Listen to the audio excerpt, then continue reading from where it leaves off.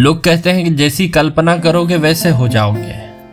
कल्पना करने में और होने में बहुत अंतर होता है। यहाँ पर लोग जो इमेजिनेशन की पावर के बारे में बोलते हैं उसके बारे में मैं कुछ बातें बताता हूँ, बड़ा आपको सुन के आश्चर्य होगा।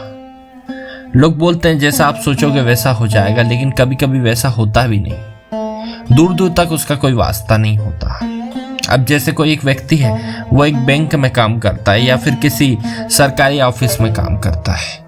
आज की परिस्थिति में वो सोचता है कि कुंभ का मेला लगा हुआ है, वहां पर 20 करोड़ लोग आएंगे, मैं जाकर उन 20 करोड़ लोगों से 1 रुपए मांगूंगा तो मैं करोड़पति बन जाऊंगा। लेकिन क्या यह संभव है? लेकिन उसने कल्पना में तो संभव कर लिया, क्योंकि वो एक प्रतिष्ठित जगह पे नौकरी करता था तो वो भीख नहीं मांग सकता था। हालांकि उसने सोचा कि मैं भीख मांग सकता हूं, लेकिन वो भीख नहीं मांग सकता था। उसकी जगह कोई भिखारी सोचता कि मैं कुंभ के मेले में जाऊंगा और अपनी क्षमता के अनुसार, क्योंकि उसे पता है कि 20 करोड़ लोगों से 1 रुपया नहीं मिलेगा, अपनी क्षमता के अनुसार 2-4 लाख लोगों से 1-1 रुपए मांगूंगा और 2-3 लाख रुपए जमा करके वापस आ जाऊंगा। तो वो भिखारी का लक्ष्य पूर्ण हो जाता, वो जाता और 2-4 लाख रुपए जमा करे आता। लेकिन आप अगर अपने बंगलों में बैठ के सोच रहे हो कि, या फिर अपने साधारण से घर में भी बैठे हो, एक आम व्यक्ति भी हो, आपका कोई नाता नहीं है भीख मांगने से, लेकिन आप फिर भी सोचते हो कि कुंभ के मेले में तो 30 करोड़ लोग आएंगे, उसमें से आधे लोगों से भी 1 रुपए मांग लिया तो मेरे पास 15 करोड़ हो जाएंगे। तो आपको इसे करके देख लेना चाहिए। अगर कोई ऐसा व्यक्ति वहां जाकर मांगना शुरू कर दे, वो अपनी वेशभूषा भी बना ले, सब कुछ कर ले, उसने सारी चीजें कर ली, उसने कल्पना कर ली, उसने कपड़े भिखारियों के पहन लिए, लेकिन उसे 1 रुपया भी नहीं मिलेगा। वहीं कहीं रास्ते का कोई भिखारी जाएगा, 2-4 लाख रुपए जमा करके वापस आ जाएगा। आप सोच रहे होंगे मैं ऐसी बातें क्यों कर रहा हूं, लेकिन ये बातें अगर आपको समझ में आ गई है तो आपको बाकी चीजें भी समझ में आ गई होगी, और नहीं आई है तो मैं समझा ही देता हूं। कल्पना इंसान करता है और जो उसके साथ होता है उसमें अंतर क्या होता है? उसमें अंतर ये होता है कि उसकी देश काल परिस्थिति, उसका प्रारब्ध, उसके कर्म, और वह असल में क्या सोचता है, इस पर सारी बातें निर्भर करती है। क्योंकि जिस ऑफिस में बैठ के वो बंदा सोच रहा था कि मैं जाके 20 करोड़ लोगों से भीख मांग लूंगा, ये तो सिर्फ उसकी एक तात्कालिक ऊपरी उथली सोच थी। असली सोच तो उसकी ये थी कि मैं अच्छा काम करके प्रमोशन पा लूंगा, मेरी सैलरी बढ़ जाएगी। उसकी जो गहराइयों तक गई हुई सोच थी, जिसे हम कहते हैं ना अंतर मन में बसी हुई जो बातें थी, कल्पना थी, उसमें तो भीख की कहीं जगह ही नहीं थी। लेकिन जो भिखारी था रोड का, वो तो बचपन से यही सोच रहा है, जब से उसका जन्म हुआ है फुटपाथ पे, कि मैं जाऊंगा और पैसे कमा के लेके आऊंगा। उसका ध्येय एक ही है कि उसे भीख मांगना है।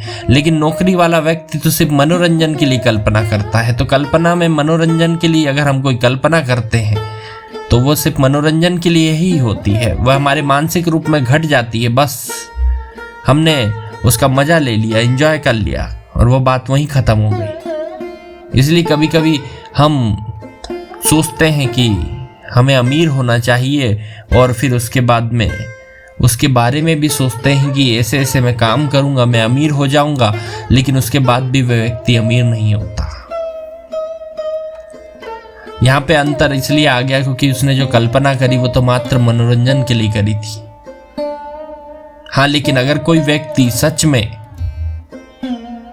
अपना लक्ष्य निर्धारित कर ले कि मुझे अमीर होना है या फिर मुझे इस स्तर तक आगे बढ़ना है, तो फिर वह घटना घट जाएगी। धीरे धीरे उसका देश काल, वर्तमान परिस्थितियां भी बदलेगी, उसके सहयोगी बदलेंगे, उसके आसपास की चीजें बदलेगी, उसका प्रारब्ध भी घटने लगेगा।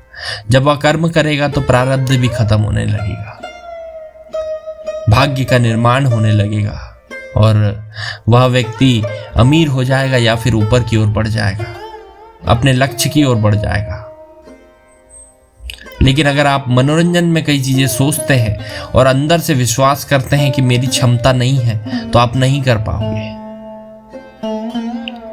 आप उस व्यक्ति की तरह हो जाओगे जो अपने घर में बैठता है, अच्छी जगह जॉब करता है और सोचता है कि कुंभ के मेले से एक एक रुपए जमा कर लूंगा।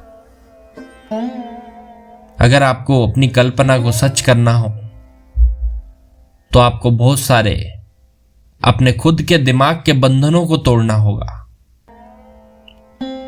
वैसे बंधन होते कि जब टूटेंगे तो सबसे ज्यादा दर्द आपको होगा, लोगों को नहीं दिखेगा, लेकिन आप अंदर से कुलबुला जाओगे। आप खुद को असुरक्षित महसूस करोगे। ऐसी परिस्थितियों में लोग खुद को ऐसा मानते हैं कि उसका एक सुरक्षा घेरा टूट गया, अब मेरा क्या होगा। अगर आपके मन में ये विचार है कि मेरा क्या होगा, और उसके बाद में आप ऐसी कल्पना करते हैं जो आपकी पहुंच से बाहर है, तो आप मत करिए कल्पना। आप वही कल्पना करिए जो आप कर सकते हैं।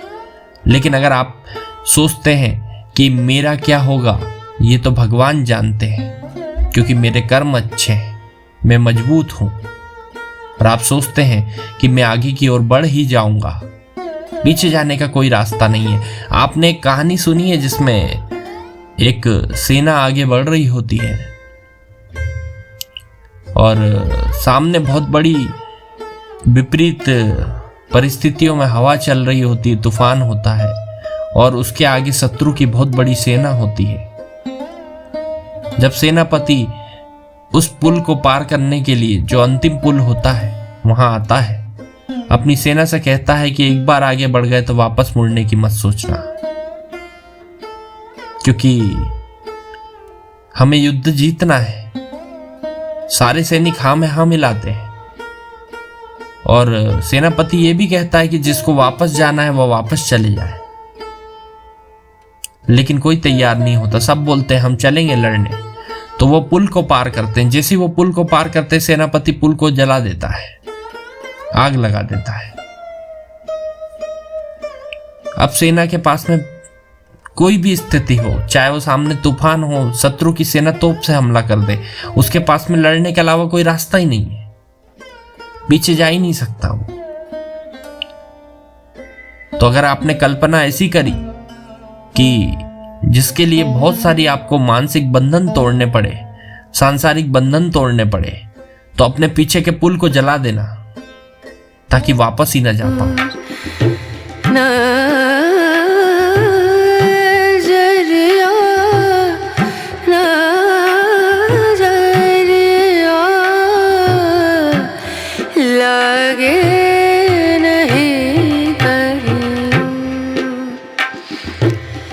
ला